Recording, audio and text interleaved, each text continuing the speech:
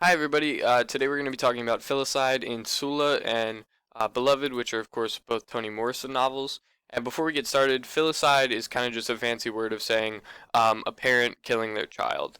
And so it takes place in both of these novels. So you might be asking yourself, well, first off, what's Sula? So Sula is Toni Morrison's second novel. It was published after The Bluest Eye in 1973. The setting is the Bottom in a fictional town called Medallion, Ohio, from 1919 to 1965. And so basically, what the Bottom was is it was a lower income community of African Americans, and they were essentially tricked into taking this land on top of a hill that was less fertile than the land that the white people in the valley below had. And so it starts off the novel on a very on a sense of racial inequality right away. And so it talks about the limits and extremes of love and friendship. And the way it does this is by examining the relationships between the Peace family and the Wright family and the individuals contained therein. And so the Peace family, which is where the titular character Sula is from, it's characterized as promiscuous, nonconformist, and having fierce individualism and independence, especially embodied in the female characters. And the Wright family is more traditional, it's more proper, it's more conformist. And the two daughters of these family, Sula and Nell, actually become unlikely best friends because they're pretty much polar opposites. And if anyone hasn't read this novel, I really encourage you to read it because it's just fantastic, and I enjoyed every minute of reading it. So the primary relationship we're going to talk about is between Eva Peace and Plum Peace. So Plum Peace is Eva Peace's son. And so Eva Peace is the empowered matriarch of the Peace family. She basically had to fend for her three children when her husband Boy Boy left her out of the blue. And so she took this very cold and cynical view on love and on life. It was very calculated. For her, love was providing for her children. It was providing food, shelter. It became very cut and dry. There's even a line in the book where the daughter asks, "Did you even love us when we were little?" And uh, she says, "I don't even know that I would call it love." Something along the lines of it was a different kind of love. And so basically, there's this whole story. She has no money, and so she leaves for 18 months, and she comes back, and she's missing a leg. And they never explain what happened, but they just know that it had something to do with her getting money. And so Ralph Plum Peace is her youngest son, and he was a soldier in World War One. And when he returned from World War One, he had PTSD, and he traveled around to various different cities trying to kind of find himself and find happiness. And instead, he developed a heroin addiction. And so Eva saw this and saw how numb he was, and how much in pain he was, and she wanted to relieve him of this suffering because she loved him so. And so the ultimate act of motherly love happened, where Eva essentially burns him alive. The way it's described in the novel from Plum's point of view, because he was completely out of it. He wasn't lucid at all. He describes it as pouring a wet lightness, which was kerosene, over him. Some kind of baptism, some kind of blessing, he thought. Everything's going to be all right, it said. And so it gives these notions of a baptism, of a rebirth, him getting set aflame. It's reminiscent of a phoenix kind of rising from the ashes, and he just knows that he's going to this better life. And so Eva provides her son with this quote unquote peaceful resolution and this peaceful death to free him from his addiction that he was suffering from.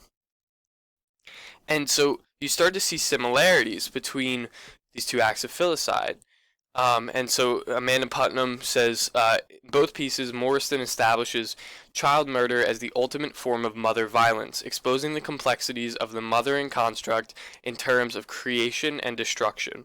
And so it's basically this notion that mothers have this ability to, first off, have children and then also foster them and develop them and kind of share this emotional connection with them. But they also have the ability to take that away.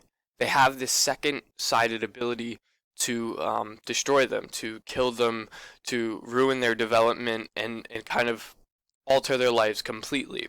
And it's this unique relationship.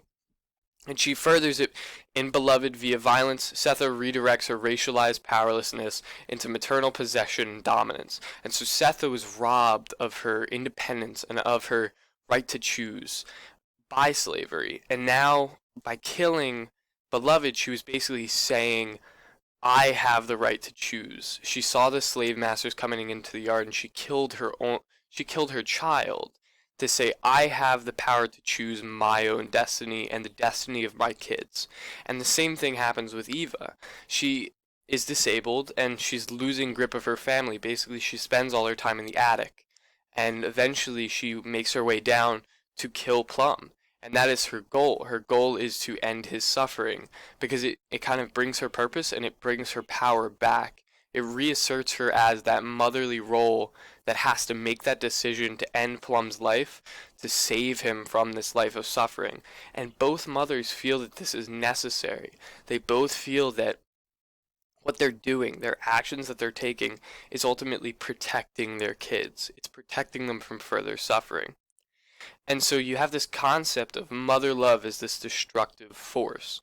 And so Delancey describes it as Morrison presents a trinity of mother love's lethal possibilities.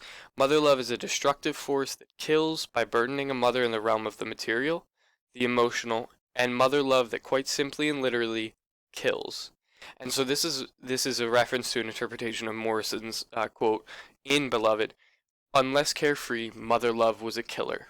So basically, unless the mother didn't care at all about her children, mother love had some form of impact on her or her children, whether it killed or it burdened their emotional health, whether it burdened their pocket and their purse, whether it burdened them in their wealth and their ability to get money, or whether it burdened them to the point of which they had to relieve the burden of their children by killing them, literally killing them.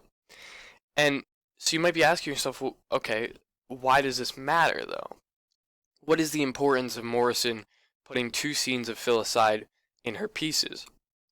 And the significance is that she completely rewrites the history of this mother love binary. You know, you typically see mother daughter, mother son, mother child relationships as this nurturing relationship. You know, you see it as one in which the mother does everything for the development of the child.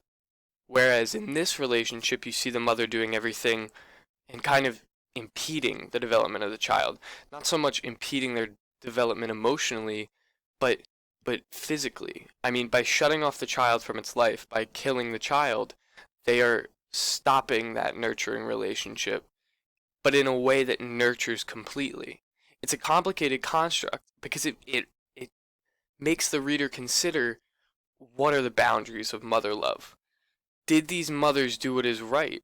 Is it ethical to have killed your child if it meant that that child had the suffering relieved from them? Setha ultimately saved Beloved from what would be a life of sexual abuse, physical and emotional abuse. She saved her from that life of slavery that she worked so hard to get her out of. So, is that an ethical decision? By killing her child and by denying them any form of life, did she in fact do what was right? And so Morrison kind of wants the reader to question this and think about themselves and really just ultimately think about what it means to sacrifice. And the ultimate question is, how far is too far to prevent someone's suffering? How far should one be able and be willing to go for their child?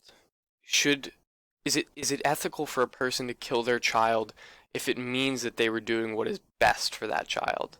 And so it's this complicated construct, and she completely flips the traditional on its head because she's changing it up. She's not making it so much nurturing as is looking out for them by killing them. And it just completely complicates the issue. So it's super important to explore her changing this binary and see how it evolves the literature. And so these are all the sources that I used.